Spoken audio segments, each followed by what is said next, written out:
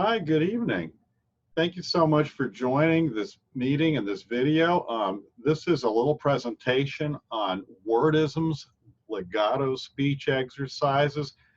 These are exercises that can be really helpful if you are wishing to use your voice in a more smooth way that allows it to last longer during a lot of speaking or even singing.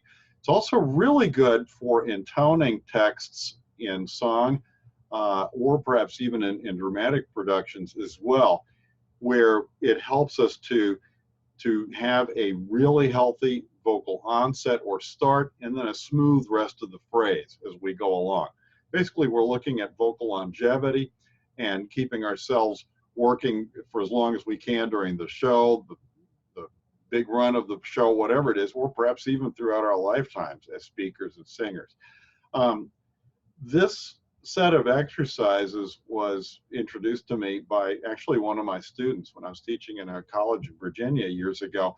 I worked with a very fine man who was a school teacher by day, and he needed some surgery for an injury that he had received that was non-vocal. However, during that surgery, he got intubation that might not have been quite the right size for his throat. So he ended up getting some scar tissue from that, and actually the scars turn into granulomas, which are large fluid-filled cysts that come off of the vocal folds and really completely inhibit effective voice use after that. So it was a problem for him. Afterwards, he had to get a second surgery with a laser to remove the granulomas, and he worked with a very nice speech pathologist here in town, and she developed some exercises that are really legato speech exercises. They are smooth, and they taught him not only how to teach more effectively, but also how not to wear himself out vocally in the future. Anyway, so we're going to take a look at these, but before we look at these exercises, we're going to take a look at some films and just see how we can use these to give us some background information looking at legato speech and wordisms. Okay, so let me see if I can do a screen share here, and let's go to this little set of films here. The larynx of each patient coming to the voice clinic in the University of British Columbia Division of Otolaryngology is examined with an indirect fiber optic magnifying telescope made by the Wolf Company, who also make the stroboscope generator. The stroboscope delivers a light that is flashing at about the same frequency that the vocal cords are vibrating, permitting them to be examined as if moving in slow motion. During this examination, of course, the patient's tongue is being pulled forward and the pharynx thereby distorted slightly, but I feel that the view of the larynx is otherwise fairly normal. The larynges of several normal male and female subjects will be examined during this presentation, following which we will look at the effects of voice abuse and increased muscular tension on the vocal cords, as well as the problems related to. Okay, so we got the idea here. We are looking right now at a classic old video laryngoscopy. These are actually fairly old. These films are probably almost 30 years old. But we see several structures here. This is a little bit tilted off to the right side. Here, of course, we have a right vocal fold. These vocal folds are approximated. Here we have a left fold.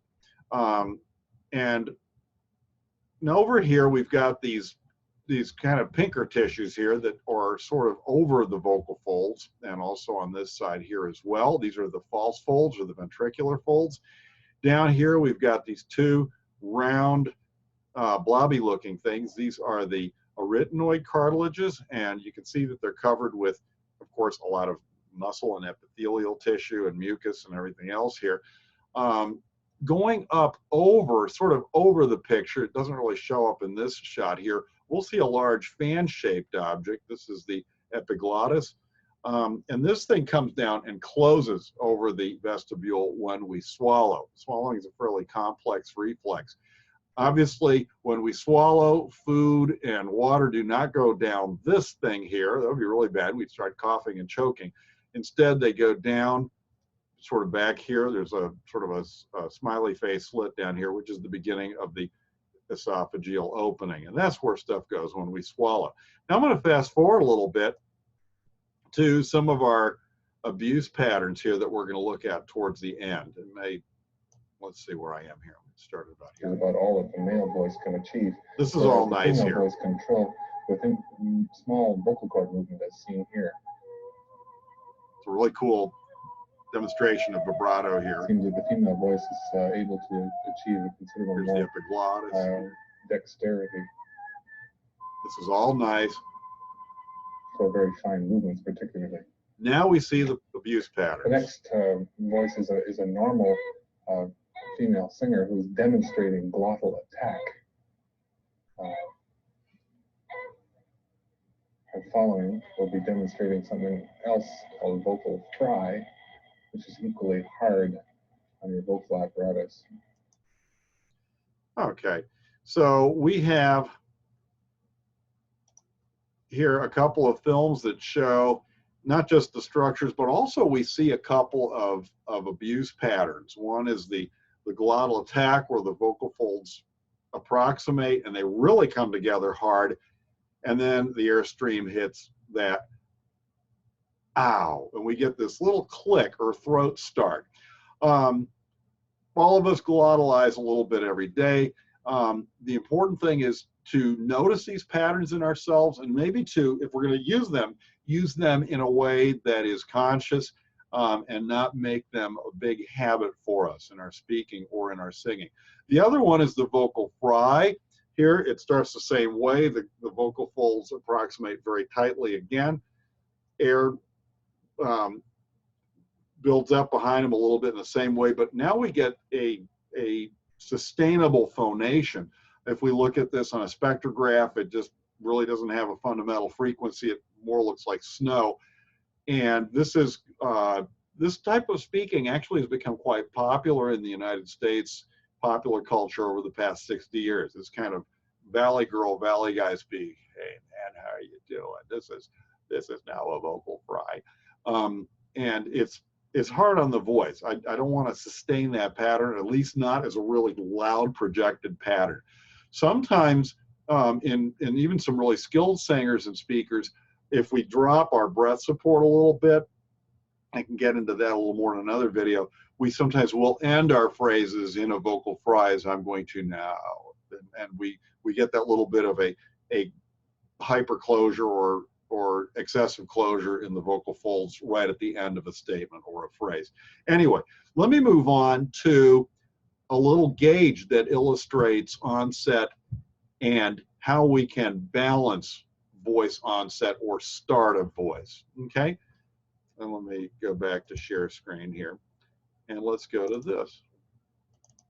So now we have a thing that looks like a little gas gauge in your car. We have a needle here, and it can go to this side, it can go to this side, or anywhere in between, really.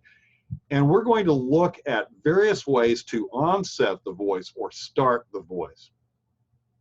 First, I'm going to start by pretending my needle's pointed all the way over to this H here. And this H is exactly what it looks like. It's a phonetic H. Here, the vocal folds start really open like this. They're adducted, or abducted, I should say. And then they come together gently, and we get this closure. Hi, this is a phonetic H. Very safe onset. Ho, he. Any one of these sounds, I'm starting with an open glottis or space between the vocal folds. Air comes through, and then they gently close. Okay? Safe, but very inefficient. I'm using up a lot of my fuel, which is air, to create this onset. I have trouble maintaining a phrase if I start like this. Okay? I'm going to now show my needle facing all the way over to the other side. This is over to what looks like a G here. This is not a phonetic G. This is, you can say all the hard G's and soft G's you like, and you'll be very, very fine on your voice. This is looking at glottal attack specifically, or vocal fry if we do it the long way. I'm going to start with the glottal attack pattern. Here we have vocal folds that really strongly approximate, come together. They're very well adducted, and air pressure builds up behind them, and then they begin to vibrate, kind of like what I did with my lips right now up here. Build pressure up behind them, and they're very tightly put together. Eventually, they vibrate normally, as in the pattern here, but again, it's a hard start, as in if I get stung by a bee and I say, ow, I started that in my throat, okay? The vocal fry is this pattern here. Starts pretty much the same way, but here the vocal folds remain in that pattern. And we get this sort of grindy, nasty sound. We don't want to do this for a long, long time. Again, all of us do this a little bit. If you wake me up at 3 o'clock in the morning and ask me if I shut the lights off, I'm probably going to fry at you. But don't make it a habit that you do constantly, okay? Over here, we've got a silent H start or a balanced onset, okay? Here the vocal folds approximate gently right before the airstream hits them. It's kind of hard to gauge this because, again, vocal folds are really tiny. They operate mostly involuntarily, but we're going to try starting this sound, oh my, with a silent H, okay? Oh my. Notice I'm not losing air in that start, nor am I starting with a hard start of the glottal attack vocal fry side, okay? Let's see if we can balance these onsets going into these next exercises. So now I'm gonna share the screen again, looking at another little set of exercises, and here are the wordisms themselves. Wordisms or balanced onset and phrase exercises. Stage one is what we're looking at. We're going to intone each word as an individual balanced onset and a phrase. And then I wrote here, maintain your breath cycle. That's kind of looking at maybe another video altogether, but basically what I'm going to do is I'm going to be inhaling really gently and low in my body, kind of like I'm seeing an old friend for the first time in a long time. And then I'm going to start this sound or this word beginning with a silent H, okay? Not really a real H, silent one. This would balance it better, okay? Here's what it sounds like. I'm going to start with number one at Avery. Avery and Irene are an awesome item. So I'm starting these really gently. Even before I start the first one, I start with a gentle inhalation, kind of like, again, I'm surprised gently, or I remembered where I put my keys. And then I start that onset, or vocal onset, with a nice balanced onset. Let's try starting these this time with a glottal attack. I'm now going to move the needle moderately towards the glottal attack side. So you'll get a little click in the throat, okay? A lot of us will speak it like this all the time, okay? Notice the difference though.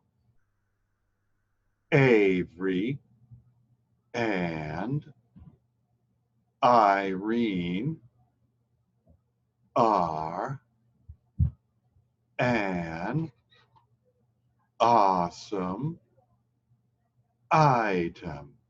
I could even do the last word ending in a fry. Item. Now I end it with a little fry at the end, okay? I'm not going to talk about vocal fry too much in this video. But there we have a glottal attack pattern, okay? I'm going to try it now with a real H. It's very safe, but it's not particularly efficient, okay? Vocal folds start open, airstream goes through, airstream goes through, and then they close, okay? Avery, hand, Irene, har, han, hossum, hightum. I've really distorted the words. I don't have the real words anymore. Everything's now beginning with the real honest to goodness H, okay? So this is one way to look at the differences in onset. Let's try Emily and her adorable otter, still stage ones, using a balanced onset. So it's a silent H, okay? So I'm going into this very gently. Emily owns an adorable otter. So the statement of each utterance is balanced, gentle, and then the rest of the phrase is smooth. Hopefully I'm not going into a vocal fry during that phrase or at the end of the phrase. A lot of times it'll be at the end because we tend to drop a little bit instead of maintaining our body anchor, our bigness, and of course our breath support. So let me go ahead, and now we're going to look back at number one, and we're going to go to stage two. This gets a little bit more fun. It's really the same exercise, except now the phrase lasts the entire line, okay? So you're going to start the beginning word with a balanced onset, and you're going to proceed throughout the whole line, making that a phrase. Then you're going to breathe gently, and you're going to go into the next sentence. Okay, here's how it sounds. I think of an old ghost from like a B movie from the 1950s or 60s. Okay, looks like I'm doing a ghost voice here. Avery and Irene are an awesome item. Avery is an attorney in Arkansas. Irene is an Ozark innkeeper. Okay, I know it's a little bit affected. I could make it more informal, just like a regular speech, or I could create it more Shakespearean. I could do a million things with these. But the important thing is that I'm beginning with a smooth onset, and I'm carrying that line, gentle breath energy, throughout the whole line, and I'm not reglottalizing on words like Irene or R or any of these. I'm going to try another one. I'm going to glottalize on Irene so you can hear that, okay? Avery and Irene are an awesome item. I could use that glottal attack perhaps as an accent, or I could accentuate it using pitch and maybe breath energy, but not a glottal attack. Avery and Irene are an awesome item. This was a little smoother in my voice. I don't know if you could hear that difference, okay? One thing that helps a lot with these is to make liaisons. Take the end of a word, like Avery, and slide that ending into the next sound or the next word. So I can practice this by saying vriand, okay? Or I could take the end of and slide it into the ah of Irene. Direne, it's also a liaison, okay? Then I can do another liaison over here, the end of Irene into R. Nar. Say that. Nar. Okay? It's really smooth. I'm going to take this one and say ran. So again, I make another liaison, thereby avoiding the glottal attack or a stop in the voice and in the breath energy. Nawesome. And then finally, I'll do mightem. Sometimes our voices will stop in the middle of a phrase for a very nice reason, a normal reason, and that is if you have an unvoiced consonant like an S. Even though the voice might take a little momentary break there, the breath energy still stays on. So it almost feels like you're keeping it connected throughout the whole line. Okay, let's try this one again, and this time I'll just keep it nice and smooth throughout the line. I'll just do Emily and her adorable otter all the way through here.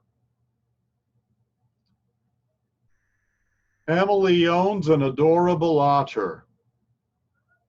Omar obtained an orange iguana. Emily's adorable otter ate Omar's orange iguana. Astonished Omar appeared obviously upset. Emily easily obtained another orange iguana, appeasing Omar. Emily's adorable otter eats abalone instead. Okay, so this would be a demonstration of just how to smooth that out a little bit. Again, I could do these very formally or even informally. You might try noticing this quality coming into your speech. Friends and family might not even notice a difference. What you might notice is a little bit less work altogether.